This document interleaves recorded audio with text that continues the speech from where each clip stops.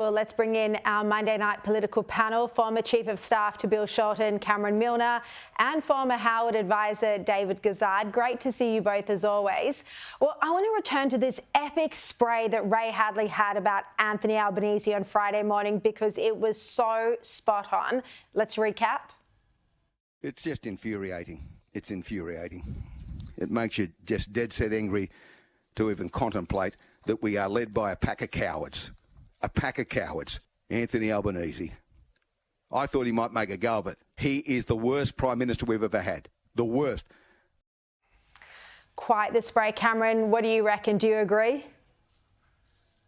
Well, it was the spray, wasn't it? And Ray Hadley's reflecting what his own viewers and what we're seeing in polling, Sharri.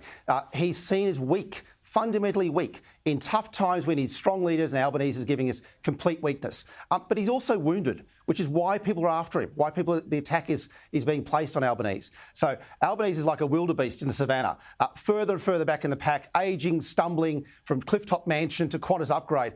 He's wounded and he's weak, and there's certainly the scent of blood about him in terms of where people are going after him, and no wonder Ray Hadley gave him the spray. He said he was lower than a snake's belly, David Gazard. I mean, this perception of Albanese, accurate perception, I would say, is starting to cut through with voters.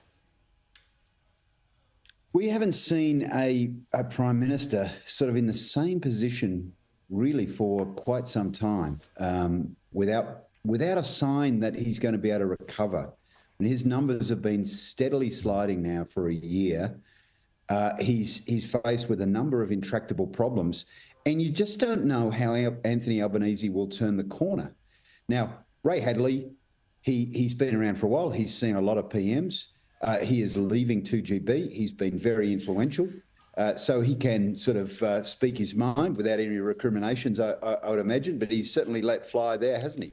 Yeah, look, I think all of us can speak our mind, and we hope that there would be no recriminations at all. But, you know, he is coming up to the end of his time in radio, Ray Hadley, and this is what he thinks of Albanese. Cameron Milner, you've written a column tonight in the Nightly where you don't hold back either.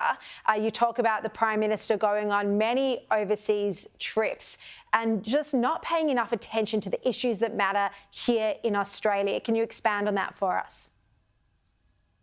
Well, he knew the US presidential election was going to be on, and so that was a known thing. He knew when APEC was on, knew when G20 was on. But he scheduled Parliament at the same time, so he didn't have to turn up to work, Sharri.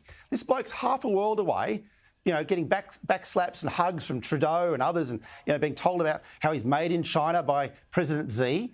Well, no, he should be back here doing his job. He should be back here taking questions in Parliament. I mean, this bloke is a guy who's absent from work, half a world away. And people and Australians are going to see that and they're going to vote for it. They're not going to tolerate someone who's not on the job 24/7 fighting the cost of living. Yeah, it's extraordinary just how much of Parliament he is missing. But meanwhile, the Treasurer, Jim Chalmers, has attacked Peter Dutton on air this morning after that poll that I was just speaking about before, showing Dutton would be more effective at handling Trump. Have a look. I think when it comes to Peter Dutton, I think he has a kind of a reckless arrogance which doesn't lend itself to foreign policy and maintaining and managing some of these complex relationships. I think he would be a risk to our economy. I think that kind of reckless arrogance doesn't lend itself to managing these relationships. David Gazard, I think this is the key point. Labor's entire pre-election strategy was on playing the man with Peter Dutton, but it's not going to work. Look, they've tried this before with Scott Morrison and were successful from opposition. They effectively assassinated his character. So, I mean, what you do when you've got an unpopular leader is you can't reverse the fortunes and make people like him. So what you do is you drag the other bloke down to a point that he's lower than him. And that's what they managed to do. I mean, Scott Morrison was seeking a fourth term, which is always difficult. And you can do that from opposition. It's a lot more difficult to do that from government. People expect you to govern. People expect you to take responsibility for where things are at. And I think, you know, this has been 6 months of Peter Dutton. Peter Dutton's the fault of all the problems in society. Peter Dutton's missed the economy. Like, you just kind of want to shake him and say, you've got to govern now. This is your job to govern.